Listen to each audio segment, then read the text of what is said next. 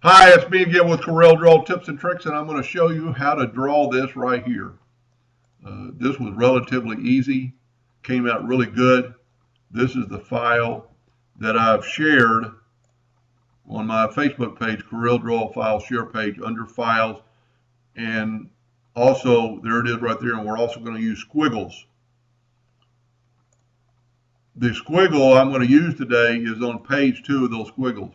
And there it is right there, it's a dragon. We're going to go to arrange and break this apart, ungroup it because it's actually 2 images. I'm going to hit P and put it in the center of the page. I'm going to go right up here and left click no fill, right click hairline. Then I'm going to take my object and I'm going to contour that guy. Go to effects, contour. I'm going to contour to the outside 1 step at 0.15 in black. Hit apply. That's way too much. Let's back up here. I actually had it bigger earlier when I was doing this. Let's go 0.05. Whoop. 0.005. Let's see what that looks like. Not enough.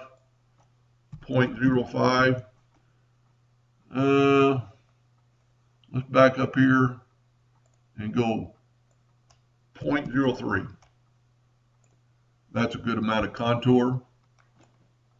I am going to take it and I'm going to go to arrange and I'm going to break the contour apart. I'm going to set my nudge distance. Let's see how big our dragon is. Our dragon is only 1.5 inches, so I'm going to nudge it over 2 inches. I'm going to take the outside contour and I'm going to nudge it over 2 inches. I'm going to take that shape and fill it in with black. And left click no fill, no outline. Then I'm going to take my new shape and I'm going to turn it into a 1/2 point line. And I want the line to be the light black, which is a gray, and hit OK.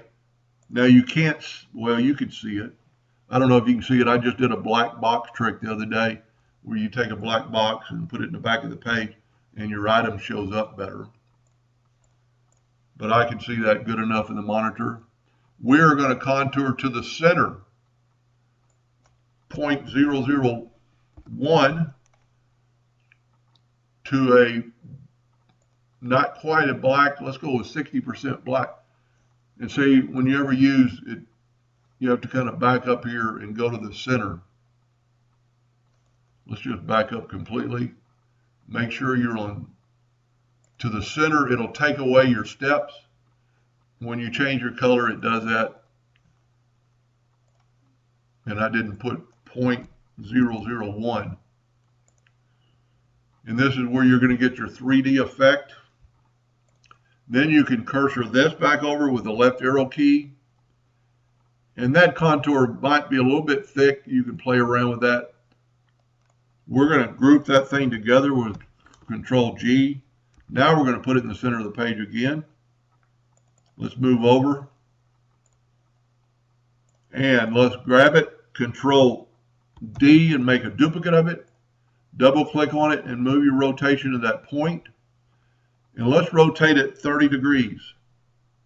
Control D, Control D, Control D all the way around. 30 is divisible into 360, and you're going to get that pattern. You are already done.